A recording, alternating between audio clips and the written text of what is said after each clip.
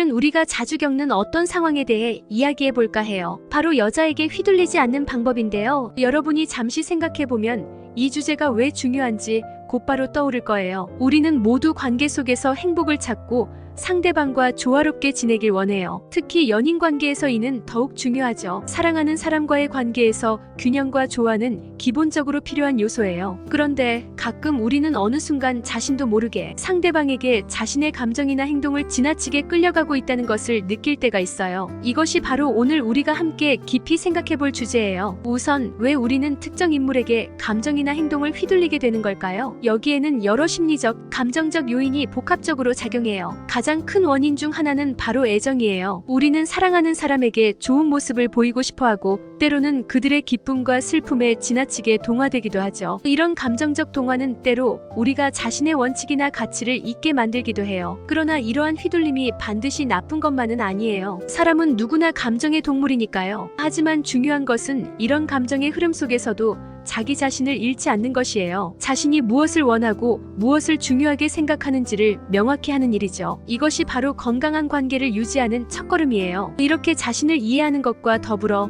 상대방에 대한 이해도 중요합니다. 상대방이 왜 그런 행동을 하는지 그들의 배경이나 상황을 고려해 볼 필요가 있어요. 이 과정에서 우리는 감정적으로 성숙해지고 상대방을 더 넓은 마음으로 이해할 수 있게 됩니다. 또한 이를 통해 우리는 상대방에게 휘둘리는 대신 서로를 존중하는 건강한 관계를 만들어갈 수 있어요. 그럼에도 불구하고 누군가에게 지나치게 휘둘리는 것은 결국 우리 자신과의 관계를 해치는 일이 될 수 있어요. 이는 때로 자신의 삶을 통제할 수 없게 만들고 스트레스나 불안감을 증가시키는 원인이 되죠. 그렇기 때문에 우리가 이 주제에 대해 심도 있게 이야기하고 구체적인 해결책을 모색하는 것이 중요해요. 이 영상에서는 자기 자신을 이해하고 감정의 주도권을 잡으며 상대방과 건강하게 소통하는 방법 등을 구체적으로 다루어 보려고 해요. 여러분 모두가 이 영상을 통해 좀 더 행복하고 균형 잡힌 인간관계를 이끌어갈 수 있길 바래요. 자, 그럼 오늘의 여정을 시작해 볼까요? 자기 객관화. 자기 자신을 이해하는 것은 관계에서 휘둘리지 않기 위한 가장 기본적이면서도 중요한 단계예요. 우리가 왜 누군가의 말이나 행동에 감정적으로 크게 반응하고 때로는 통제력을 상실하는지 자문해보면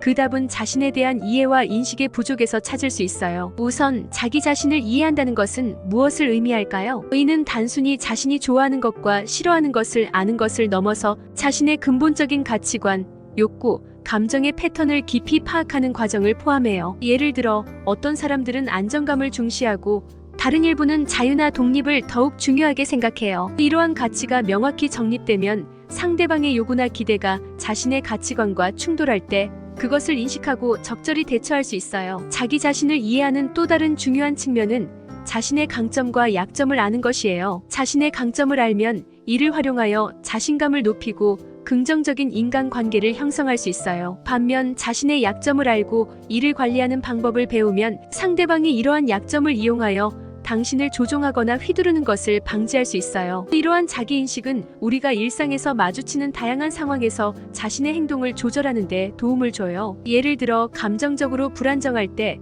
특정 행동 패턴을 보이는 것을 인식한다면 스트레스가 많은 상황에서보다 효과적으로 감정을 관리할 수 있어요. 이는 관계 속에서도 마찬가지로 작용해요. 상대방의 어떠한 행동이나 말에 자신이 과민 반응을 보이는 경우 그 원인을 자신 안에서 찾아 해결책을 모색할 수 있어요. 또한 자신의 감정과 생각을 명확히 표현할 수 있는 능력도 중요해요. 자신의 필요와 감정을 정확히 알고 이를 표현하는 것은 건강한 관계를 유지하는 데 필수적 요소이에요. 이를 통해 상대방도 여러분의 기대와 한계를 이해하고 존중하는 관계를 구축할 수 있어요. 만약 여러분이 자신의 감정을 제대로 표현하지 못한다면 상대방이 여러분을 제대로 이해할 기회를 잃게 되고 이는 불필요한 오해와 갈등으로 이어질 수 있어요. 마지막으로 자기 자신에 대한 확신을 가지는 것은 다른 사람의 영향력에 휘둘리지 않기 위해 필수적 요소예요. 자신이 누구인지 무엇을 원하는지 확신할 때 타인의 의견이나 비판에 흔들리지 않고 자신의 길을 걸을 수 있어요. 이는 자존감을 높이고 자기 결정권을 강화하는 데 크게 기여해요. 이처럼 자기 자신을 깊이 이해하는 것은 단순히 자기 만족에 그치는 것이 아니라 건강하고 균형 잡힌 인간관계를 형성하고 유지하는 데 중요한 기반이 돼요. 공감과 경계의 균형. 공감과 경계의 균형을 맞추는 것은 건강한 인간관계를 유지하는 데 매우 중요한 요소예요. 공감은 다른 사람의 감정이나 생각을 이해하고 그것에 공감하는 능력을 말해요. 이는 상대방이 자신의 감정을 안전하게 표현할 수 있는 환경을 제공함으로써 신뢰와 친밀감을 구축하는 데 기여해요. 예를 들어 친구가 직장에서 힘든 일을 겪었다고 할 때 그 감정을 이해하고 그것에 공감을 표현한다면 그 친구는 자신이 지지받고 있음을 느끼고 더욱 당신에게 마음을 열게 될 것이에요. 하지만 공감이 과하게 되면 자신의 감정과 필요를 무시하는 상황으로 이어질 수 있어요. 누군가의 감정에 너무 몰입하다 보면 때로는 그들의 문제를 자신의 문제처럼 여기게 되고 이는 자신의 정신적, 감정적 자원을 과도하게 소모하는 결과를 초래할 수 있어요. 이를 방지하기 위해 필요한 것이 바로 경계 설정이에요. 경계를 설정한다는 것은 자신과 다른 사람 사이의 감정적 혹은 심리적 선을 명확히 하는 것을 말해요. 이는 자신을 보호하고 자신의 감정과 필요를 존중받기 위한 중요한 과정이에요. 예를 들어 친구가 자주 자신의 감정을 여러분에게 털어놓는데 이것이 여러분에게 너무 큰 부담이 되고 있다면 지금 이야기를 들어줄 수 있는 상태가 아니야. 다른 때 다시 이야기하자라고 말하는 것이 건강한 경계의 예가 될 수 있어요. 경계를 설정하는 것은 자칫하면 이기적으로 보일 수 있지만 사실은 자신뿐만 아니라 관계에도 이로울 수 있어요. 자신의 한계를 명확히 함으로써 상대방도 여러분의 감정과 필요를 이해하고 존중하게 되며 이는 더욱 건강하고 균형 잡힌 관계로 이어져요. 또한 자신의 감정과 필요를 존중하는 법을 배움으로써 상대방에게도 같은 존중을 베풀 수 있게 돼요. 이처럼 공감과 경계 사이의 균형을 잘 맞추는 것은 간단한 일이 아니며 자기 자신에 대한 깊은 이해와 연습이 필요해요. 하지만 이 균형을 잘 유지할 수 있다면 여러분은 어떠한 관계에서도 자신감 있고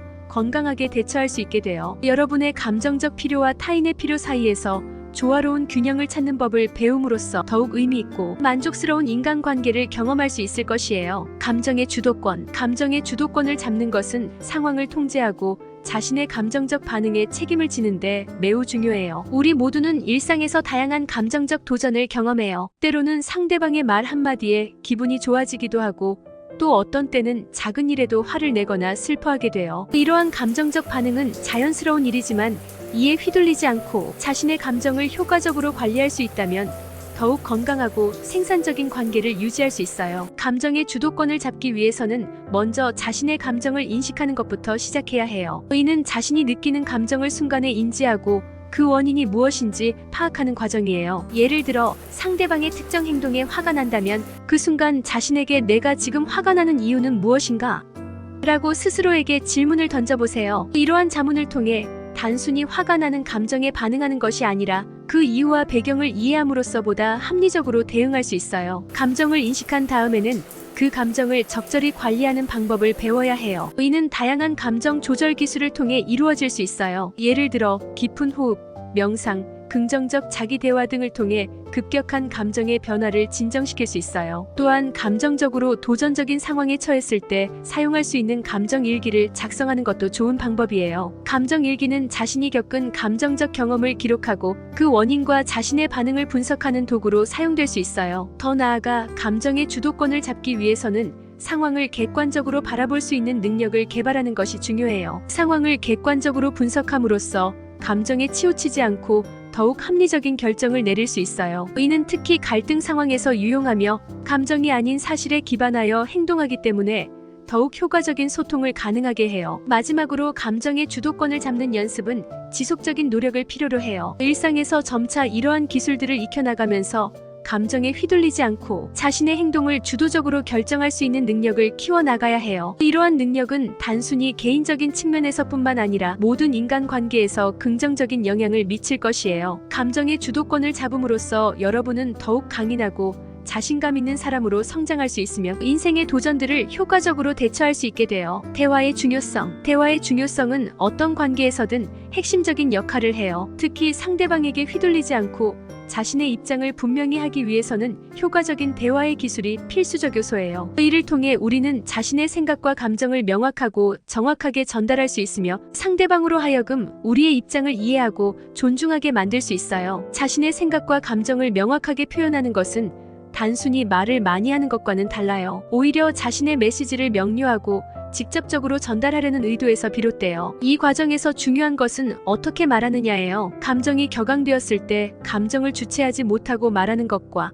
차분하고 분명한 어조로 자신의 필요나 기분을 표현하는 것 사이에는 큰 차이가 있어요. 후자의 방법이 훨씬 더 건설적이며 상대방도 이에 더 개방적으로 반응할 가능성이 높아요. 대화는 상대방이 이해할 수 있도록 자신의 메시지를 구성하는 것이 중요해요. 이를 위해 사용할 수 있는 전략 중 하나는 나 메시지를 사용하는 것이에요. 나 메시지는 자신의 감정이나 생각을 표현할 때 상대방을 비난하는 대신 자신의 관점에서 이야기하는 방법이에요. 예를 들어, 너는 항상 늦어서 나를 화나게 해라고 말하는 대신 너가 늦을 때마다 나는 소중한 시간을 낭비하는 것 같아서 화가 나라고 표현할 수 있어요. 이렇게 하면 상대방은 방어적이 되기보다는 여러분의 감정을 이해하고 공감할 가능성이 더 높아져요. 또한 효과적인 대화를 위해서는 경청하는 것도 중요해요. 상대방의 말을 주의 깊게 듣고 그들의 의견을 이해하려고 노력할 때 대화는 더욱 생산적이 돼요. 경청은 단순히 말을 듣는 것이 아니라 상대방의 말에 진정으로 관심을 가지고 반응하는 것을 의미해요. 이 과정에서 상대방도 자신의 의견이 존중받고 있다고 느끼게 되며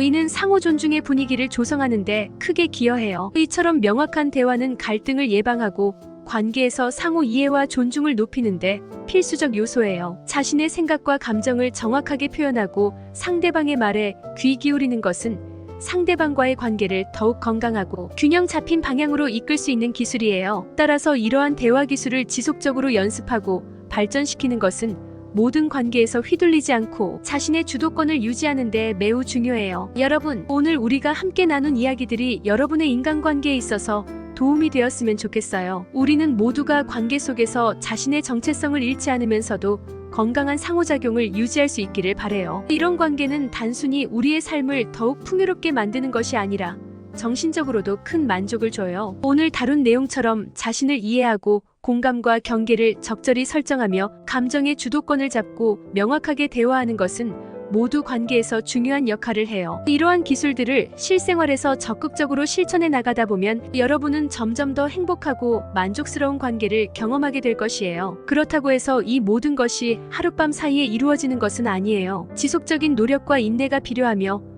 때로는 실패와 시행착오를 겪을 수도 있어요. 하지만 중요한 것은 그 과정 속에서 배우고 성장한다는 것이에요. 여러분이 경험하는 모든 관계가 여러분을 더욱 성장시키고 강하게 만드는 계기가 될 수 있어요. 또한 여러분이 이러한 관계 기술을 연마함으로써 다른 사람들에게도 긍정적인 영향을 미칠 수 있어요. 여러분의 건강한 관계 능력은 주변 사람들에게도 전파되어 그들 역시 더 건강하고 긍정적인 방식으로 각자의 관계를 개선하는 데 영감을 줄 수 있어요. 이것이 바로 우리 모두가 함께 성장하고 서로를 지원하는 사회를 만드는 방법이에요. 지금까지 여자에게 휘둘리지 않는 방법에 대해 이야기 나누어 보았어요. 여러분이 이 팁들을 일상에서 실천하여 보다 행복하고 만족스러운 인간관계를 이루어 나가길 진심으로 바라요. 다음 영상에서 더 유익하고 흥미로운 주제로 여러분을 찾아뵐게요. 이 영상을 재미있게 보셨다면 좋아요 버튼을 누르고 더 감동적인 콘텐츠를 구독하는 것을 잊지 마세요.